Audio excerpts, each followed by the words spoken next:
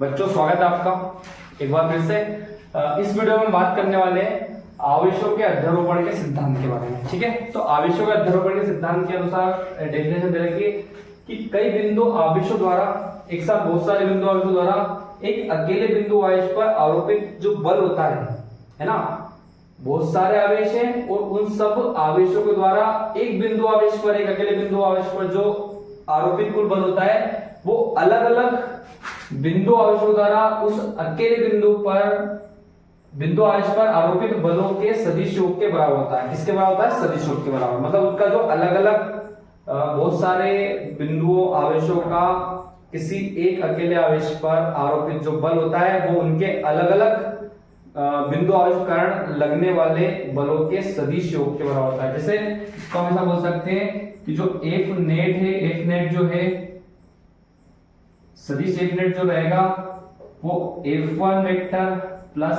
F2 vector plus F3 vector plus Fn vector के बराबर होता है। ठीक है, तो अगर हमसे 2 नंबर में ये वाला क्वेश्चन पूछा जाता है तो बस अपने को इतना ही इसमें लिखना होता है। ठीक है, लेकिन मैं इसको एक एग्जांपल के थ्रू आपको एक्सप्लेन कर देता हूं।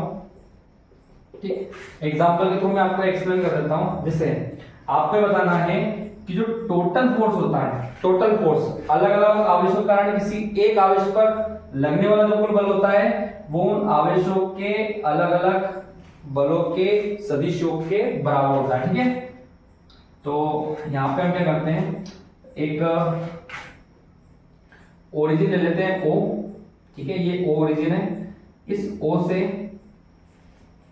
कुछ R1 वेक्टर दूरी पर एक आवेश है Q1। ठीक है, और कुछ दूरी पर है R2 यानी कि Q2 आवेश है। R2 दूरी पर क्या है? Q2 आवेश है। और फिर कुछ दूरी पर हम मान लेते हैं कि ये Q3 आवेश है। कितनी दूरी पर है? R3 वेक्टर डिस्टेंस पर। ठीक है, तो देखिए हम क्या निकालना है, माना बहुत सारे आवेश है जो Q1 पर क्या कर रहे हैं? बल आरोपित कर रहे हैं ना। एग्जाम्पल में माना Q1 आवेश पर आवेश Q2 तथा Q3 बल एक साथ क्या कर रहे हैं? एक साथ बल आरोपित कर रहे हैं, है ना, जिनकी दूरियां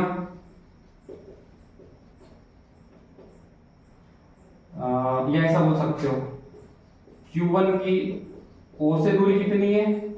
O से दूरी R1 वेक्टर।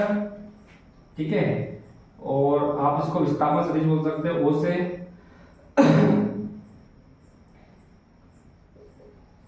स्थिति सदिश R1, और Q2 से क्या है? Q2 से है R2 वेक्टर, और Q3 से कितना है? Q3 से R3 वेक्टर जो है ये स्थिति सदिश इसका दूर है। ठीक है, Q3 से R3 वेक्टर सदिश दूर स्थित है। ठीक, जब ये इतनी दूरी पर स्थित है तो Q1 पर Q2 के कारण बल कितना लगेगा? तो Q1 पर Q2 के कारण बल, तो ये कुछ इस तरीके से बल लगेगा इस पे। ये यहाँ पे बल लगेगा तो उसकी दिशा रहेगी बाहर की तरफ, क्योंकि ये धनावेश है। ठीक है, तो ये जब इस पे बल लगाएगा तो यहाँ पे स्थिति सदिश का जाएगा, तो इसका जाएगा कहाँ पे जाना है आपको? 1 पर जाना है। कहां से जाना है? 2 से। ठीक है, इस तरीके से हमने निकाला था। ठीक है, देखो फोर्स किसके ऊपर लग रहा है? फोर्स लग रहा है 1 के ऊपर। कौन लगा रहा है? 2 लगा रहा है ना। इस तरीके से अपन पढ़ा था, फोर्स ऑन 1 ड्यू टू 2। किसके ऊपर फोर्स लग रहा है? 1 के ऊपर। कौन लगा रहा है? 2 लगा रहा है। 1 के ऊपर बल लग रहा है और लगा कौन रहा है? 2। और स्थिति सदिश क्या है? कहां जाना है? 1 पर जाना है। कहां से जाना है? 2 से जाना है।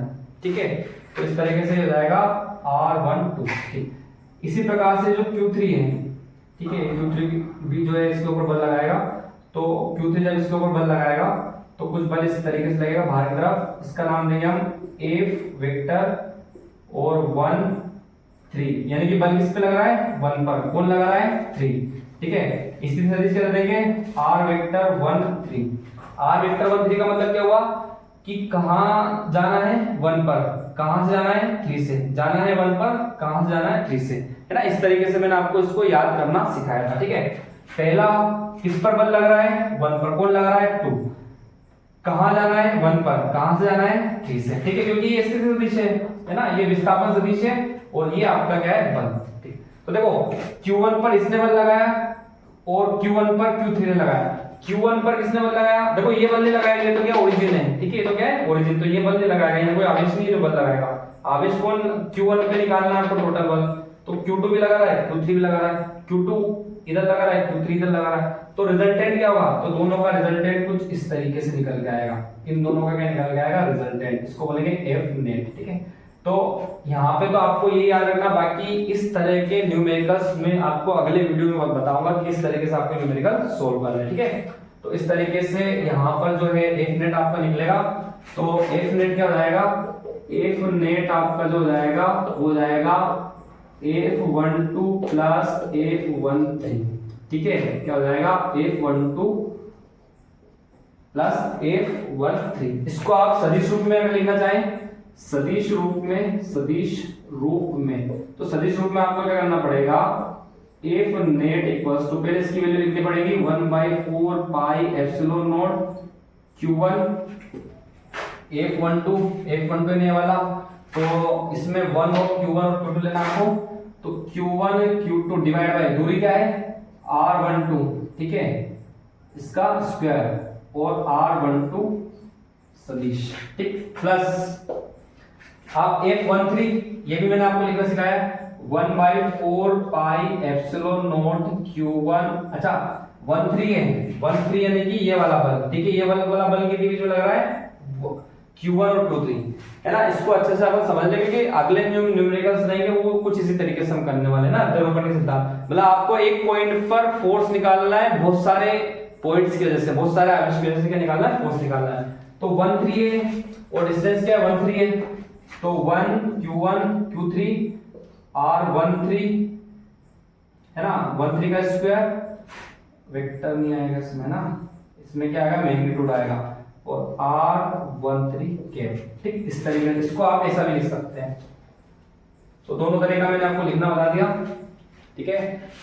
इस वीडियो में इतना ही, इसके बाद वाले वीडियो में मैं आपको जो है ये जो एफ नेट है इससे रिलेटेड न्यूमेरिकल्स करना सिखाऊंगा, चाहे वो रेक्टेंगल शेप में हो, ट्राइंगल हो, 2 बल हो, किसी भी तरीके से हो, 5 बल हो, 6 बल हो, एक ही पॉइंट पर लग रहा है, वो सब हम निकालना सीखेंगे, ठीक है। इसमें इतना ही, जय हिंद जय भारत।